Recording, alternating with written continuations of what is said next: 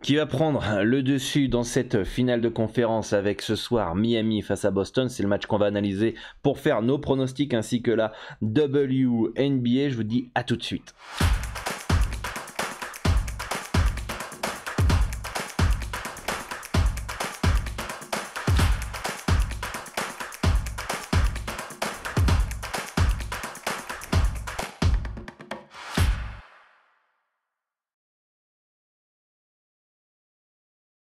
Salut à tous, c'est Dorado, j'espère que vous avez la forme puisqu'on a une belle finale de conférence entre Miami et Boston qui est très indécise, fessée sur fessée, mais il y a 2-2 dans la série et on a un petit match de WNBA et c'est ce qu'on va voir dans cette émission. On va analyser chaque rencontre pour faire nos pronostics.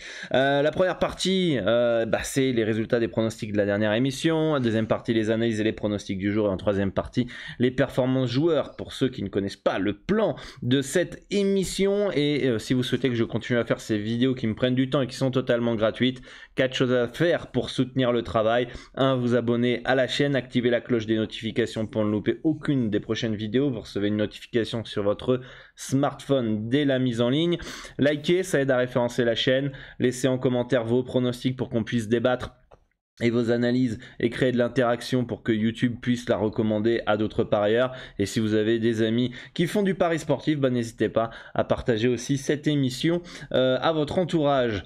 Pour ceux qui ne me connaissent pas, je suis Dorado, expert en pari sportif, spécialiste basket. Je mise sur principalement plus de 50 championnats et ma spécialité c'est les handicaps. Ça fait 10 ans, plus de 10 ans même que j'aide les parieurs à remplir leurs objectifs dans les paris sportifs. Ça fait 7 ans que je vis au Mexique pour vivre de ma passion, fondateur de basket-pronostic.com où vous pouvez retrouver l'ensemble de mes pronostics ainsi que les différentes formations si vous souhaitez progresser dans les paris sportifs. Et si la législation dans votre pays vous le permet, je vous conseille d'ouvrir un compte sur PS3838. Ce sont les codes qu'on va prendre en référence dans cette émission puisque c'est le bookmaker qui propose les meilleures cotes, et qui dit meilleures cotes dit augmenter vos gains avec la même mise de départ. Les amis, c'est ça. Et c'est le bookmaker des parieurs professionnels puisque c'est le seul qui ne limite pas les parieurs gagnants. Donc si vous voulez un compte sur PS3838, je vous invite à l'ouvrir via le broker Asian Connect qui est le plus fiable au monde, avec qui je travaille et je connais depuis plus de 10 ans. Donc dans les commentaires épinglés, vous avez le formulaire à remplir ainsi qu'un petit tuto vidéo où je vous accompagne pas à pas. Mais franchement, si vous pouvez le faire, faites-le. Ouvrez votre compte sur PS3838. Vos gains vont augmenter sur le long terme. Et ceux qui souhaitent passer au niveau supérieur et progresser dans les paris sportifs, je propose une formation totalement gratuite, 15 étapes pour gagner de l'argent en pariant la NBA en 2 semaines. Je vous explique comment j'analyse, comment je détermine un handicap, comment déterminer votre stratégie, les sites, les outils que je peux utiliser, et etc.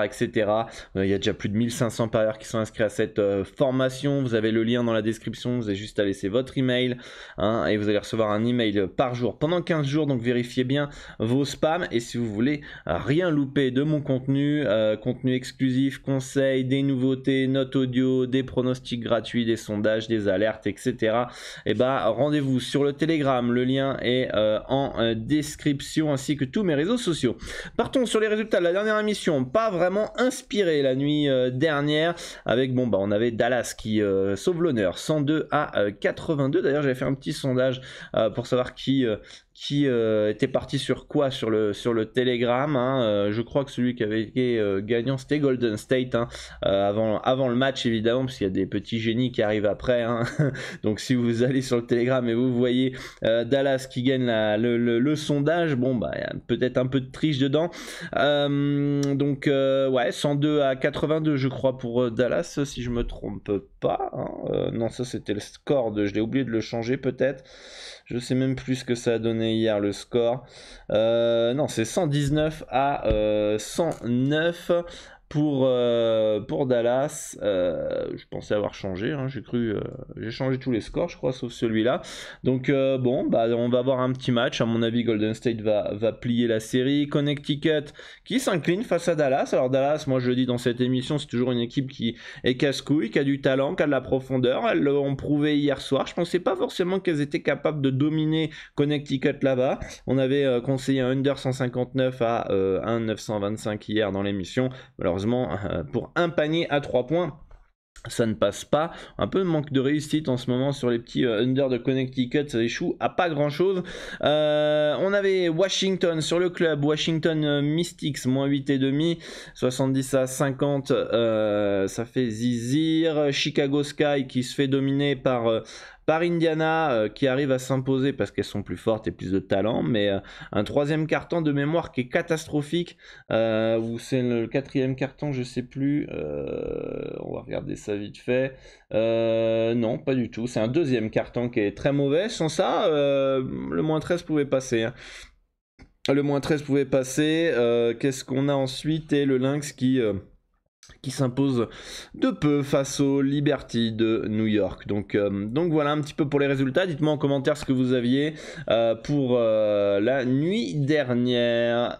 On va partir sur les analyses de la journée. On a 2 petits matchs en NBA et en WNBA. Donc je vais vous partager mes conseils, mes préférences sur chaque match pour vous aider à faire vos pronostics, permettre de confronter vos analyses aux miennes. C'est pas forcément les pronostics que je mise personnellement. Dernier jour aujourd'hui pour bénéficier de 25% de réduction sur les packs standards et premium si vous voulez suivre mes pronostics, pas seulement en NBA ou en WNBA, mais aussi sur l'ensemble des championnats. Avec le code promo Dorado25 ce soir minuit heure française. Le code promo s'expirera, donc n'hésitez pas, hein, c'est le moment si vous aviez toujours eu l'envie de rejoindre le club privé, et n'oubliez pas de miser de l'argent que vous êtes prêt à perdre. Ça c'est très important, hein, pour pouvoir rester dans la durée dans les paris sportifs, hein. Ça fait plus de 10 ans que je suis dans les paris sportifs, c'est pas aussi c'est pas la fête à la saucisse, il y a forcément du money management les amis, donc de la gestion des mises.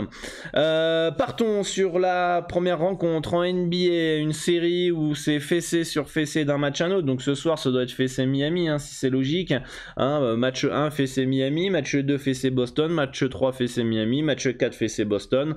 Voilà, on est en finale de conférence, on n'a aucun match qui est serré, on se fait un peu chier. On va espérer quand même un match disputé au moins une fois dans cette rencontre. En tout cas, le score potentiel annonce un 106 à 106, un match très disputé et qui peut partir des deux côtés.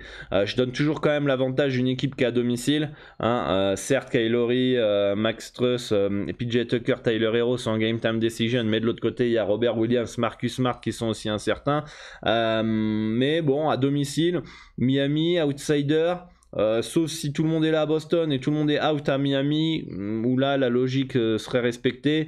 Faut quand même pas pousser le bouchon. J'aime bien Boston, ils sont très sous-estimés dans ces playoffs et on en a un peu profité dans cette émission ou même sur le club, mais je pense quand même qu'à domicile Miami devrait être léger favori, faut pas déconner. 56,33% de probabilité selon PS3838 pour Boston ce soir, je trouve quand même un peu haut. Je pense que la value elle est du côté du hit, donc pourquoi pas prendre un petit Miami plus 2 à 934, où pour moi on n'est pas loin d'avoir une value sur cette rencontre là. Attendons quand même les informations, hein, dans la soirée, où là ça risque de faire bouger les cotes, et puis après on avisera, mais quand même je pense que Miami si c'est au complet doit être léger favori chez eux, et Boston léger favori chez eux, et inversement. Je comprends pas trop ce 56,33% de probabilité. Après le marché est souvent résultat orienté, hein, je le vois sur les marchés de niche, notamment en Pro B, etc. Mais hier je vous avais dit quoi? Je vous avais dit que Golden State allait avoir une cote plus basse qu'au match 3, ça n'a pas loupé. Je crois qu'ils étaient favoris, ils étaient légers favoris. Moi je voulais la cote un peu plus haute de Dallas pour pouvoir partir sur les Mavericks. Malheureusement je l'ai pas eu, donc c'était un no-bet. Et finalement c'est Dallas qui a gagné. Donc là les gens ont vu que Boston a mis une fessée à Miami, les gens sur du Boston, et voilà. Et je dis pas que Miami va gagner à cause de ça, mais voilà, c'est souvent résultat orienté. Donc voilà, dites-moi en commentaire ce que vous en pensez de ce match, de cette série. Donc voilà. Les Sparks qui avaient bien débuté la saison et qui est catastrophique à présent face au Mercury, toujours privé de Brittney Griner. Le Sparks il devrait être au complet. et qui a du talent. 5 défaites de suite, je crois, pour Los Angeles. Donc c'est pas bon pour le PLT. Sparks champion à 51 quand même. Mais bon, on verra. La saison est encore longue. Hein. L'année dernière, Chicago était décevante en saison régulière. Elles ont réussi à se qualifier en playoff et être championnes. Donc on verra si c'est le même délire avec le Sparks. Même si tant qu'il y a Derek Fisher, je pense que ça fera rien. Mais voilà, là, ça reste qu'un match face à Phoenix, qui est assez irrégulière, qui fait pas un bon début de saison non plus. Hein. 2 victoires, 4 défaites. Ou 2 victoires ou 3 victoires, 5 défaites, un truc comme ça. 2 équipes à peu près sur les mêmes résultats, quoi. C'est moins de 50% de victoire. Je pense que Phoenix joue un peu mieux quand même. Après, on est à Los Angeles. Il y a du talent du côté du Sparks. Et pour moi, Los Angeles peut clairement s'imposer. Le score potentiel des stats du début de saison donne malgré tout un 87 à 83 pour le Sparks. Donc, pour moi, la value est plus sur Los Angeles. Pareil, équipe à domicile. Je serais pas étonné de rien hein, dans cette rencontre. Hein, une victoire du Spark sur une fessée du Mercury. Hein, franchement, ça peut partir des deux côtés aussi. Pareil, on prend l'avantage domicile pour donner un plus pour Los Angeles. Donc préférence le Sparks moins 1 à 2,15. On n'aimait pas Klay Thompson over 19,5 points à 943 parce que 1, c'était pas un spot Warriors. 2, il revient de blessure.